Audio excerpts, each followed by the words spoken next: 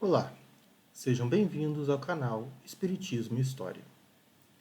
No vídeo de hoje abordaremos o item 4 da introdução do Livro dos Espíritos, intitulado Manifestações Inteligentes. Vamos à leitura. Se os fenômenos de que nos ocupamos se restringissem aos movimentos de objetos, teriam permanecido no domínio das ciências físicas. Mas, como não aconteceu assim, estavam destinados a nos colocar na pista dos fatos de uma ordem estranha. Acreditou-se haver descoberto, não sabemos por iniciativa de quem, que o impulso dado aos objetos não era somente o produto de uma força mecânica cega, mas que havia nesse movimento a intervenção de uma causa inteligente. Esta via, uma vez aberta, oferecia um campo inteiramente novo de observações. Era o véu que se levantava sobre muitos mistérios. Mas haverá realmente nesse caso uma potência inteligente? Essa é a questão. Se essa potência existe, o que é ela?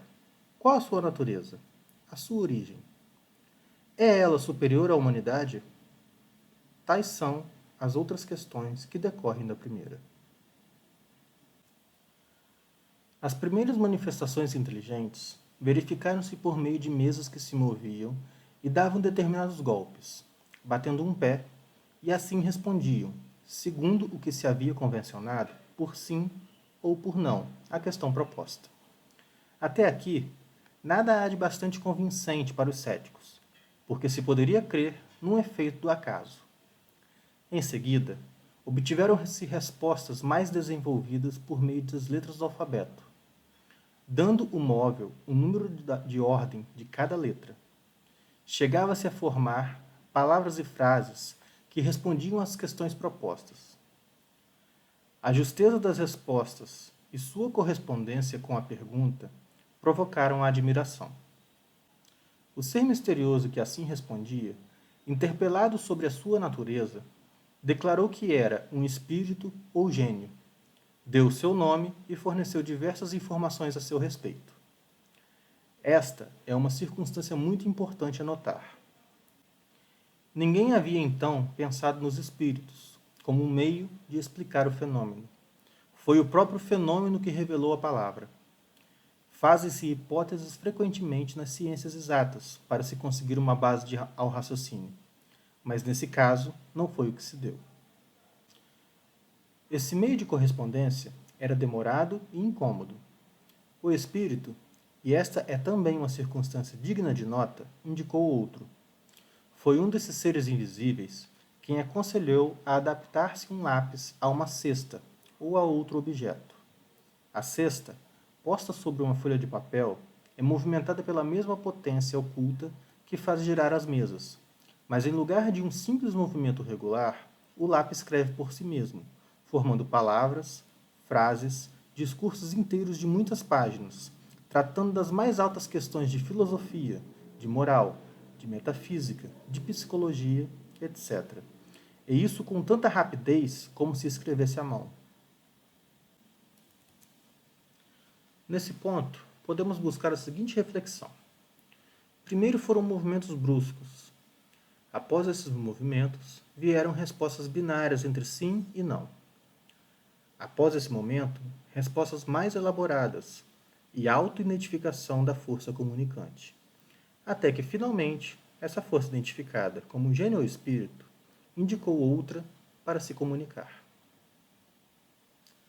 Tal cautela preliminarmente indica, se nossa investigação estiver correta, uma prevenção, ou mesmo uma estratégia para, ao menos inicialmente, demonstrar que o espírito comunicante, embora no plano espiritual, não era nenhuma força de poder extraordinário, mas sim um ser como qualquer outro, ora encarnado. Existindo até o tempo de Kardec, histórias e feitos extraordinários, porém terríveis, atribuídos a entidades como o diabo, entre possessões, doenças do corpo e até mesmo epidemias, tratar os novos acontecimentos a uma força maligna, poderosa, como a de um Satanás, é, na melhor das hipóteses, patético, pois seria considerar que a força maligna que, segundo as histórias, duelam com Deus desde os tempos mais antigos, agora contentava-se em responder perguntas e movimentar mesas, sem cometer nenhum mal ou dano a quem quer que seja. Ainda pior, se pudéssemos por algum motivo considerar que o primeiro espírito a se identificar fosse o diabo em pessoa, entre aspas, né? Quem seria o segundo espírito? Outro diabo? Continuando a leitura. Esse conselho foi dado simultaneamente na América, na França e em diversos países. Eis os termos em que foi dado em Paris, a 10 de julho de 1853, a um dos mais fervorosos adeptos da doutrina, que há muitos anos, desde 1849, se ocupava com a evocação dos espíritos.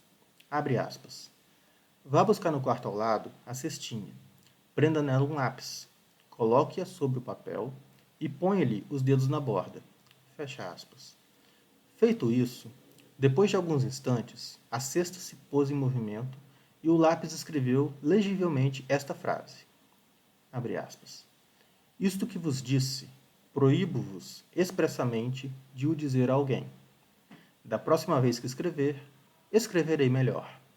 Fecha aspas. O objeto que se adapta ao lápis, não sendo mais que simples instrumento, sua natureza e sua forma não importam. Procurou-se a disposição mais cômoda e foi assim que muitas pessoas passaram a usar uma prancheta.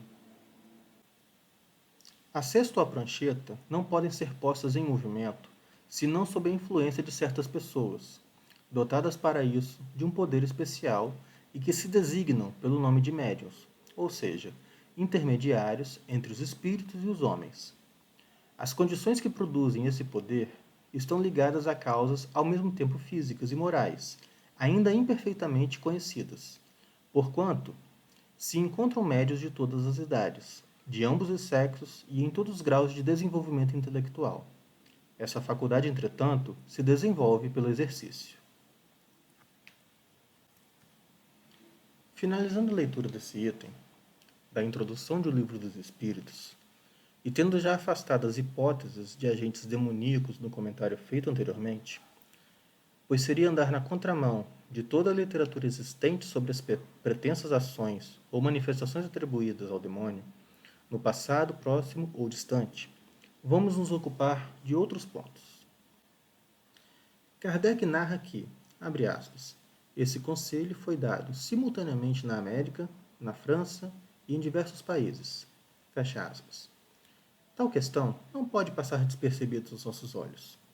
Considerando que no século XIX não tínhamos os meios simultâneos de comunicação e divulgação de notícias, tal como a internet, esse conselho ter sido dado em ao menos 2 continentes é no mínimo espetacular, pois afasta por completo a possibilidade de fraude, pois, ao menos em tese, 2 ou mais pessoas não podem ter exatamente a mesma ideia, ao mesmo tempo, em vários lugares diferentes, sem nunca terem se comunicado entre si.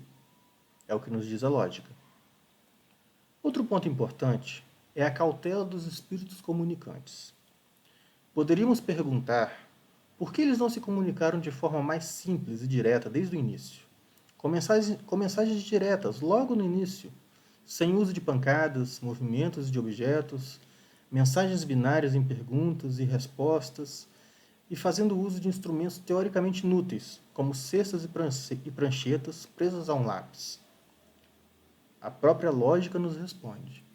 Acreditamos que podemos afirmar com razoável certeza que se o advento do Espiritismo não fosse revelado de forma gradual e cautelosa, desde o início, o trabalho seria perdido como mais uma mistificação de pretensos adivinhos, feiticeiros, embusteiros de toda sorte. Tal gradatividade evolutiva nos meios pelas quais as comunicações surgiam, a distribuição das orientações por diversos países e a evolução gradual do conteúdo das mensagens permitiu que a nova doutrina fosse pouco a pouco se sedimentando em bases sólidas. Se não sem acusações levianas de fraude ou mistificação, ao menos em bases sólidas, que permitiram a continuidade da codificação. Por fim, recomendamos sobre o tema tratado no estudo de hoje, a indicação do livro A História do Espiritualismo, do Sir Arthur Conan Doyle, que certamente enriquecerá nosso conteúdo com várias informações sobre as manifestações espirituais inteligentes, bem como diversas outras investigações sob uma ótica não necessariamente espírita, mas sem dúvida de grande valor. Se você gostou desse vídeo, não se esqueça de curtir e compartilhar com seus amigos. Até mais, fiquem todos com Deus.